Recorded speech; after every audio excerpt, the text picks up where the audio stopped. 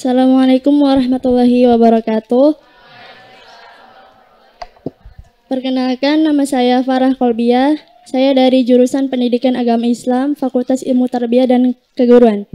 Buya, saya izin bertanya, apakah setiap hal di dunia termasuk agama itu boleh dikritisi? Sedangkan orang yang mengkritisi itu menggunakan akal pikirannya.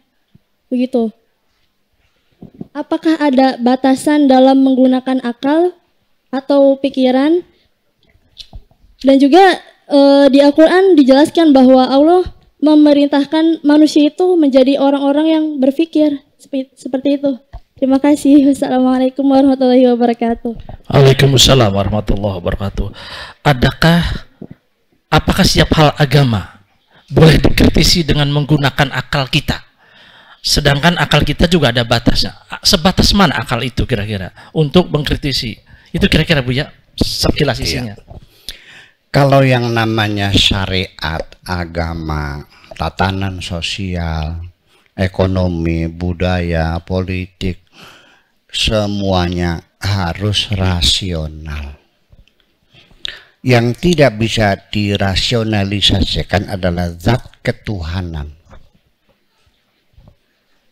Iya, karena Tuhan itu tak terbatas. Bagaimana otakmu yang terbatas bisa menjangkau yang tak terbatas?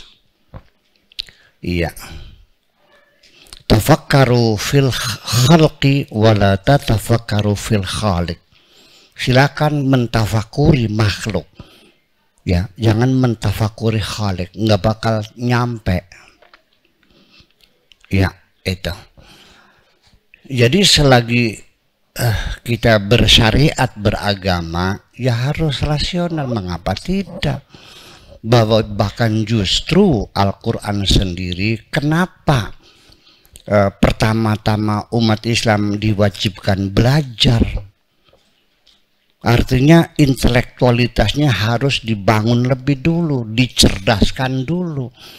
Karena sistem apapun yang akan Allah berikan kepada manusia tidak akan mungkin diserap kalau kamunya masih dungu, masih goblok. Jadi pinter dulu. Itu landasan, sudah ikhlasnya sudah landasan awal. Beragama itu harus dengan intelektualitas, bukan dengan kebodohan. Itulah sebabnya karena orang itu yakin Nabi buta huruf, sehingga ada orang buta huruf tidak malu mengatakan aku muslim. Itu persoalannya. Kecewa kan? Dengan bangganya aku muslim, buta huruf memalukan kamu nih. Sebab tidak mungkin ada orang Islam buta huruf itu. Karena belajar itu wajib. Long life education lagi. Seumur hidup. Mana mungkin orang Islam buta huruf? Berarti orang buta huruf itu orang yang tidak mengamalkan syariat Islam dong. Betul nggak? Orang tidak sekali tidak sholat, istighfarnya 70 kali. Tapi tidak belajar bertahun-tahun, tidak pernah merasa berdosa. Karena umat Islam sudah tidak merasa bahwa belajar adalah kewajiban utama dalam beragama. Itu persoalannya. Itulah sebabnya umat Islam jadi mundur seperti ini. Bisa diingatkan ya. Kita bukan belajar, bukan wajib belajar 12 tahun ya? Bukan 9, 12 kan ya? 12 tahun. Kita mau wajib belajar kita bukan 12 tahun. Kita wajib belajarnya seumur hidup, namanya long life education, minal mahdi ilal. Yakin enggak? Nanti ketika kamu sudah sarjana, masih rajin baca buku enggak? Atau udah selesai? Udah pusing kertas? Ya iya dong. Nah itu persoalannya. Jadi harus rasional, tidak bisa dong tidak rasional. Beragama jangan tutup matamu, matikan lampu, tutup jendela, tutup pintu, percayalah. Masa begitu? Gitu dong. Untuk apa Allah kasih akal kita ini? Yuk kita baca Al-Quran. Setiap halaman Al-Quran mengingatkan kita untuk mengaktifkan otak kita kok. Ya. Afala yatadzakarun, afala yatafakarun, ya ulil albab, ya ulil absar, dipanggil-panggil. Otakmu mana? Afala yatadabbarunal Qur'ana am ala qulubihim aqfaluha. Apakah engkau tidak mentadaburi Al-Quran, ataukah otakmu sudah terkunci, tercela dalam Al-Quran, orang yang tidak menggunakan otaknya ini? Lalu dasarnya apa? Tidak boleh berpikir. Nah, itu yang jadi persoalan, bahwa begini, ada ketakutan di umat Islam.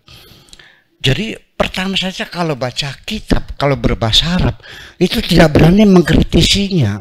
Ya ini karangan orang kok. Bisa salah, bisa benar kan? Aneh, karena kitab kuning, ya saya juga dari dulu digebrak-gebrak sama kiai itu. Pintar Sirata, pintar Imam Syafi'i. Waduh. Saya bilang, ya pintar kula. Gulatnya ayo. Iya. Kan gitu. Ya artinya pintar saya. Imam Syafi'i yang bisa bahasa Arab kan. Saya mau bahasa Sunda bisa, bahasa Jawa bisa, bahasa Indonesia bisa, belajar bahasa Perancis, belajar bahasa Inggris, belajar bahasa Persia, belajar bahasa Ibrani, saya macam bahasa. Mas pintar saya kan. Guyon. Berguna aja. Ya, artinya bahwa itu dorongan Al-Quran suruh berpikir. Jangan takut salah. Perintah Tuhan berpikir, berpikirlah, jangan takut salah. Kalau benar dikasih 2, kalau salah dikasih 1. Apa salahnya sih berpikir? Kok susah banget sih? Perantang perinting, takut murtad, nggak usah takut murtad. Kalau salah tinggal istighfar aja, selesai kok. Ya, bahkan justru kesalahan itu mesti terjadi. Dalam kita berpikir, kesalahan terjadi. Karena salah itulah maka kita mendapatkan pelajaran bagaimana supaya tidak salah. Kalau kita tidak pernah salah, ya nggak mungkin benar dong.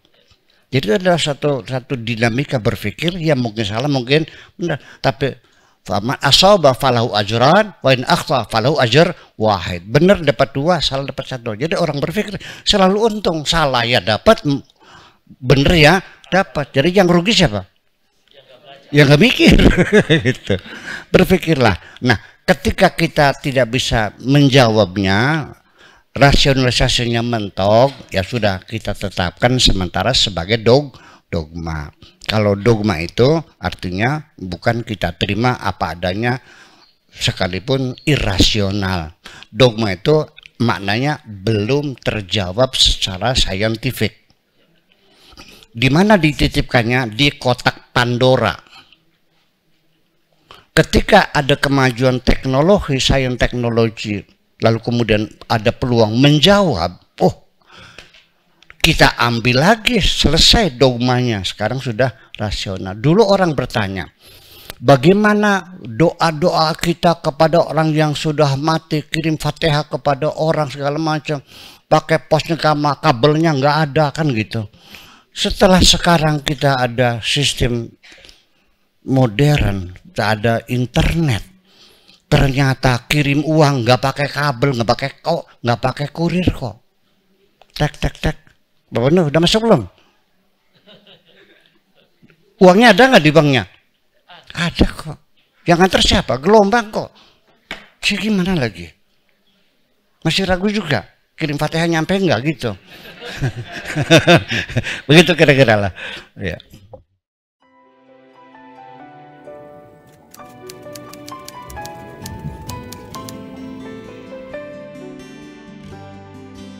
Aku hanya ingin berbagi kebahagiaan